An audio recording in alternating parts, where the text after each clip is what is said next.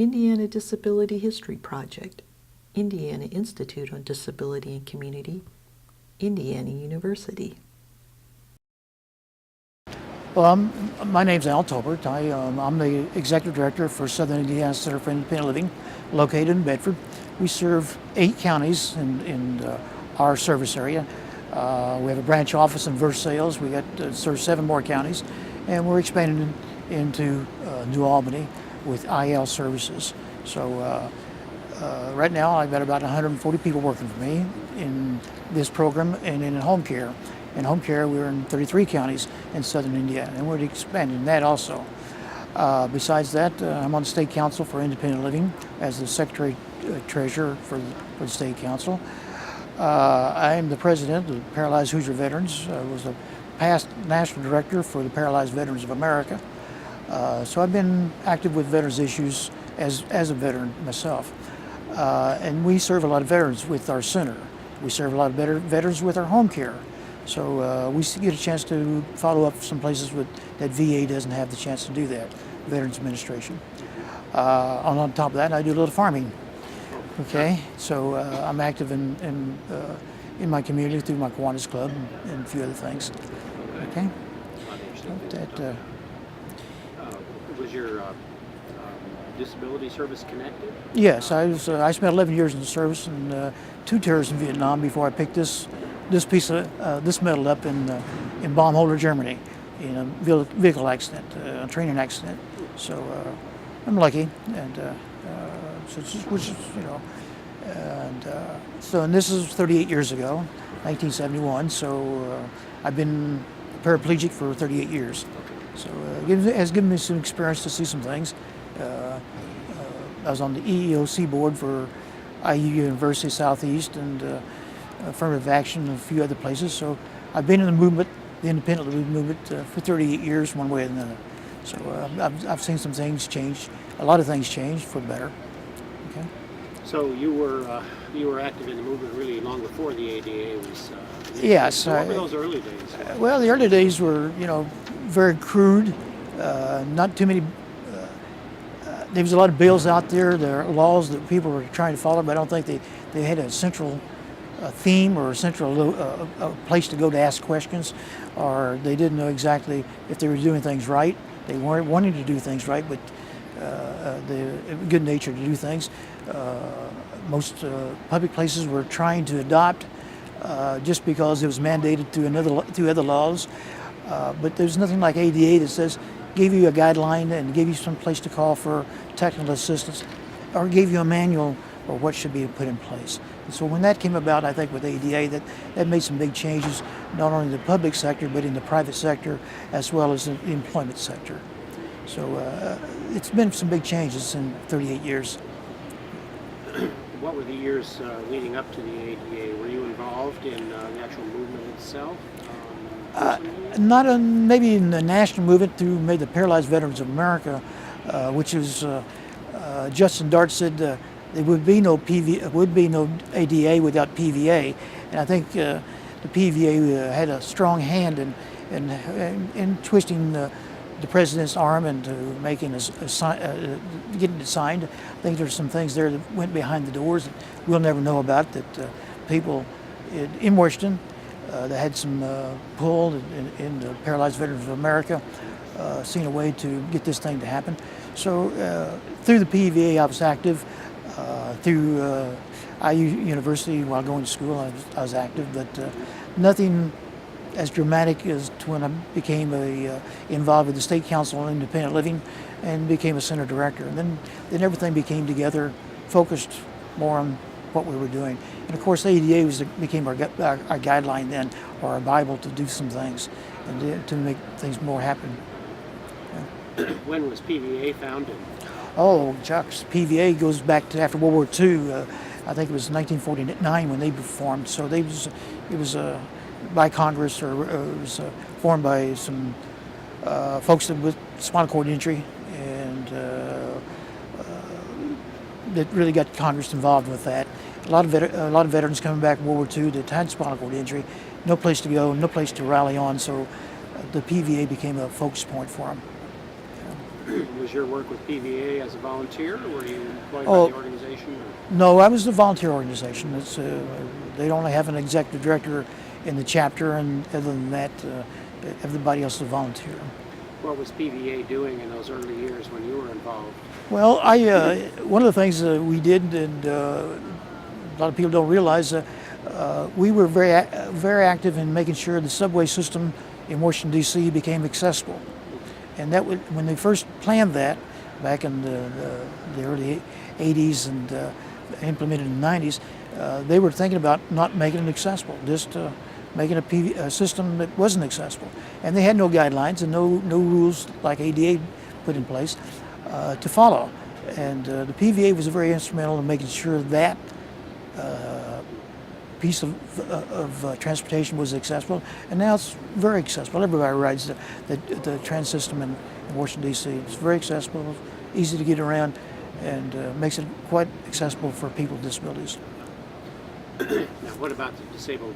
Isn't there a DAV also? Oh, the DAV. I'm a life member Okay. of the DAV, and belong to the oldest chapter in the state of Indiana, Chapter 2. I was quite active in that at one time, but DAV's they do their thing, and the PVA does some other What are things. the differences? The DAV looks at maybe all disabilities, where the PVA looks at spinal cord injury or disease to the spinal cord, which directs their attention to just one type of disability, primarily folks in wheelchairs.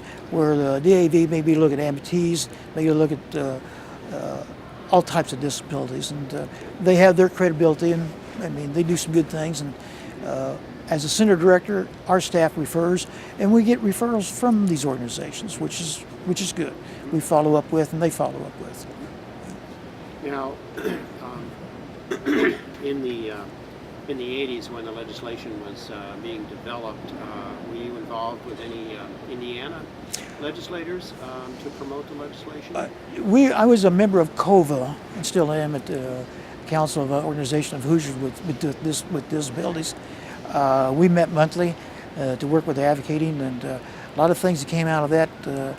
We advocated for the choice services, that came about.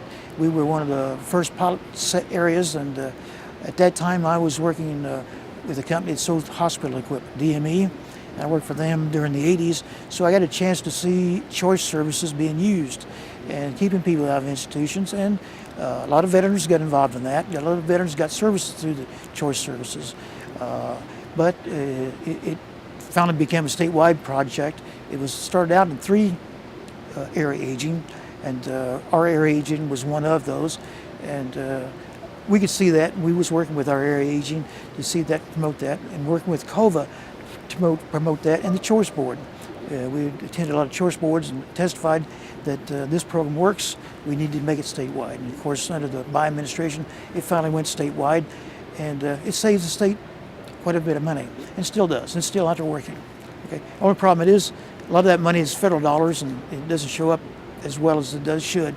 But it also saves the state funds. Okay. When the ADA legislation was being developed just prior to 1990, were you involved with any state legislators or policymakers on that? We were, of course, the ADA was not a state issue; it was a national issue, and we were at the time. We were writing our representatives in Washington D.C. and going to Washington D.C. with the Paralyzed Veterans of America. They went up to and lobbied several times for ADA. So I was part of that group that went to Washington D.C. With the PVA to see it would be implemented, even though it was not a local issue; it was a national issue. So you were involved with rallies yourself? Was involved in rallies in Washington D.C. Mm-hmm. Did you ever meet Justin Dart then?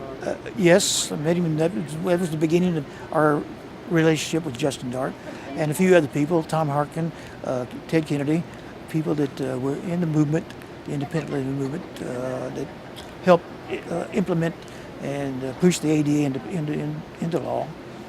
Any particular memories from that time in your life? I think there's a lot of people didn't take it serious, didn't see the need for this law. I think that there's not a lot of animosity at that time towards ADA. I remember the Chamber of Commerce was not in favor of it. We were getting a lot of emails at that time, a lot of mail telling us that this is going to put people out of work. It's going to be a hindrance for small business. There's a lot of things there's a lot of negative output to that, and of course we see that ADA has been an asset to some employers and has actually increased their productivity. So it's not, we didn't put anybody out of business, and it didn't put anybody out of business. So it's been good for the nation. But again, it's been a law that's been centralized. It centralized a lot of other things.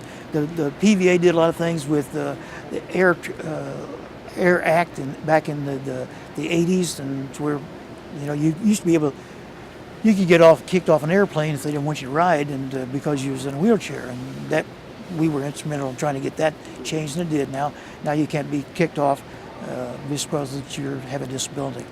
So those are a couple of small things, but that helped a great deal to put people into airplanes and to be able to travel when they wanted to. Do you consider yourself part of a civil rights movement? Did you think of it in those terms? Well, ADA is a civil rights law. Back in the 80s, we didn't think about the movement, the independent living movement, being a civil rights thing. I think we more or less thought that was a need, that we had the rights for these things that other folks had.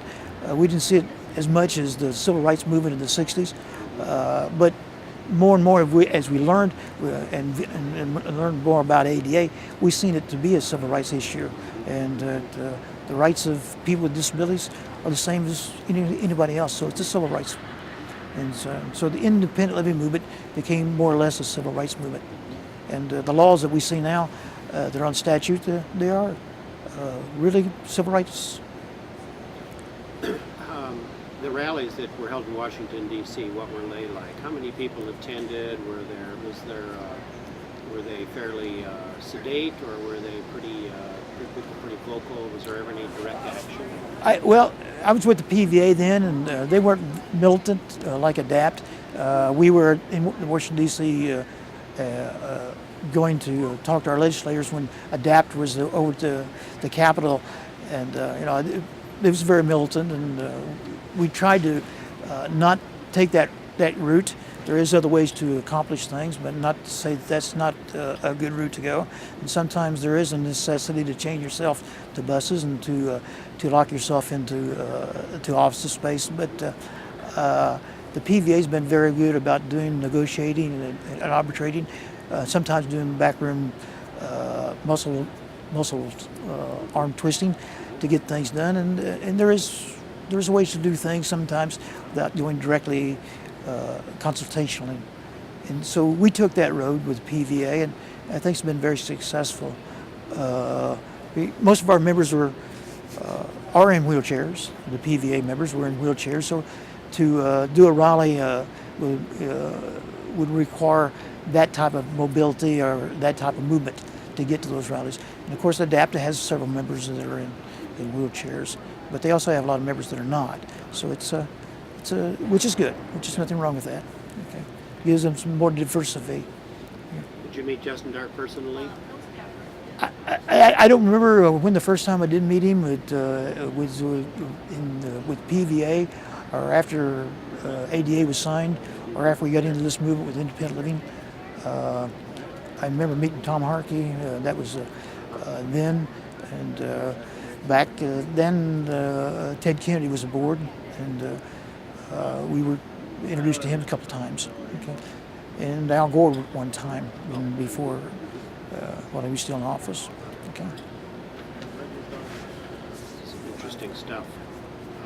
It's been an interesting life, an interesting movement also. I mean, we see back 38 years ago and the changes have been made, the dramatic changes have been made, and a lot of laws have been changed, a lot of laws have come in effect. ADA has been just one of several things that has made this movement move forward. The Air Traffic Act, like I spoke about, that passed back in the 80s.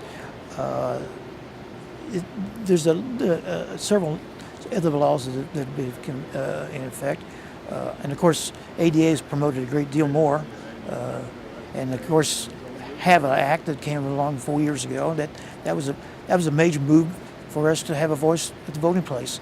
So, and we're still going forth. Okay, there's a lot more out there to be done. We're not ADA didn't solve all the problems, and it didn't create a lot of problems, but it centralizes them so we get answers. And there's more to be done, and there's more to be done with the ADA for the implementation of it. So we're not where we should be. Let's put it that way. We have more growth to do. What about physical access in communities? Are there areas that need to be addressed? We have a lot of. I'm of a rural area, and we have a lot of rural areas that are very conservative and don't change.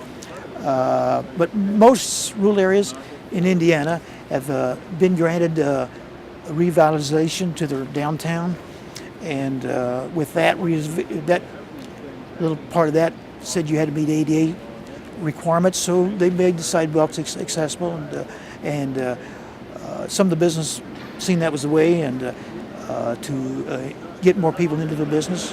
If the sidewalks okay, we can get the doors open, we can get people in, and increase our volume of business. We still have some business. They don't come, so we don't need to make it accessible. Which comes first, the chicken or the egg? That type of scenario, and don't realize they're losing business because they're not accessible. So we in the disability community have to educate the private enterprise that if you change, things will happen. Build it and they will come, and that's been proven over and over again.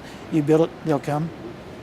Lucas Stadium is a good example. It's totally accessible, and people are coming in wheelchairs. People are there in wheelchairs. Okay, so. I don't think the Dome was that accessible, and I don't think Market Square was that accessible. Conseco Fieldhouse is, so if you build it, they will come. And recreation is part of life. Whether you're in a chair or with a disability or not, you should be in recreation of some type, enjoying the sports. Yeah. So. Are there other people in Indiana who are no longer with us that you recollect were instrumental in helping move things along? Well, I was with COVA, and COVA started with Amy Cook Lurvy, and she goes back into the 50s when she started COVA. It was primarily to look for special ed, and she did a great deal, and COVA did a great deal in changing Article 7 in the state of Indiana, making accessibility in the school and making IEPs more friendly to the student as well as the parent, and making tearing down a lot of obstacles. So she was instrumental in doing a lot of things. And her and Mary Lee, Amy was from Indianapolis, Mary Lee was from Nashville and had a child with significant disabilities, but had worked to make several laws here in Indiana change.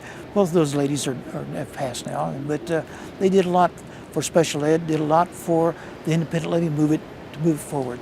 And so those people should be thought of when we think about this movement, where we've been with it, and where we want to go with it. Okay, they set a lot of things in places. The partners in policy making, they helped put that in place with the Governor's Planning Council. I think Mary Lee went to Wisconsin and seen that program up there and brought it down here and said, we need to have that part of the Governor's Planning Council. Now, I think that program's been in place since 2001 or something like that. So, or 1993, I think, when it first came about. So it's been around quite some time. And we'd like to see it continue. That's another way to empower people, educate them, and empower them. So there's a lot of things that, there's some other way. There's some, the Governor O'Bannon was very friendly to this program, to the people with disabilities, and his wife, Judy, was very instrumental with people with disabilities, and they always came to conferences like this to support people that had disabilities. I'm trying to think some other people that had passed. And I'm trying to think here in Indianapolis, our representative was very instrumental. The one that passed away. I'm sorry. Julia? Yeah, Julie Carson. She was very instrumental. She came to a lot of meetings to support the choice program. Even though she was on the federal level, she's seen this was a way to save money for Hoosiers, and was very instrumental in getting that together statewide, along with the governor. But yeah, there's some people in Indiana have worked to see things move forward and are not longer with us now. It's a terrible thing to say. You mentioned that veterans, particularly veterans with disabilities, played an instrumental role in helping drive the movement in many ways. And I'm curious, it's ironic now that we have so many veterans coming back from Gulf Wars. Do you see that as a what are some of the issues that you're encountering with returning veterans these days, and are they being drawn into the same movement? I don't think they're drawn in. Well, their numbers not as great, for one thing. World War II veterans, there was a lot more spinal cord injuries, and there's a lot more disabilities after World War II. Same way with Korea, and same way with Vietnam. We don't see the numbers as high, thank God. And, the PVA was created for one thing, to do away with spinal cord injury. Their job was to do away with themselves, to be honest with you. And someday we may reach that point that we will do away with spinal cord injury. And there's a lot of research going on with Purdue University and IU University here in Indiana. And that was one of the things that Amy Cook Lurvey got involved in and put into the General Assembly's budget to fund IU and Purdue University for spinal cord research. So to say they're not in the movement, I think there's a lot of, we're seeing a lot of veterans coming back that are macho, who have a disability, and don't see themselves as a veterans, and don't see themselves being plugged into the Veterans Administration. Don't know about the benefits until they go to get employment, or they find their health insurance has been canceled, or they find out this wall's been built in front of them, and it shouldn't have been there to start with. Should have learned that before they got out of the service. There's some ways you need to address your disability. And most places, the Army and the military is the same. When you're on your way out, they don't think about what's 5 years down the road or 10 years down the road, or where you're going to go for employment. You've served, just go on home and we won't worry about you. And that's not the way it should be. I think the military should be looking at the individual 60 to 90 days out, say these are the things that you're going to have to encounter when you get out of here with this disability. And if you're in a hospital at the time, I was in a hospital before I was discharged, and nobody told me about unemployment. Nobody told me about what I would face life in a wheelchair. Those things you had to learn. And I think there's some hospitals, some veterans hospitals, they're having peer support coming back in and talking to veterans. These are the things you're going to have to pick up. These are things you're going to have to do. And when you get back to rural America, it won't be there. You may have to create it. You may have to tear down these walls, whether it be employment or access to restaurant, access to your public places. These things you're going to have to be an advocate for. So, I think we need to train veterans before they're discharged, and then bring them together after that. I think we're doing a better job than we did after Vietnam, but we still have a long way to go, because I think a lot of veterans don't know about the system until they become part of the problem. Okay, until it becomes their problem, and they say, "Gosh, I got this problem. I can't do anything about it." Then they get in, want to know where to go to answer that. How does Sickle connect with them? Well, we try to connect them with veterans organizations. Every veterans organization has a service officer, whether it be the American Legion, the DAV, the Paralyzed Veterans of America. Every veterans organization has a service officer, and they usually have one local in the local chapter, and they have one here at the state in Annapolis that will service them. Can get a hold of their medical records and research their medical records and find out what they're entitled to. That's the key issue. Getting a hold of their medical records and see they have a disability that occurred during their time in services.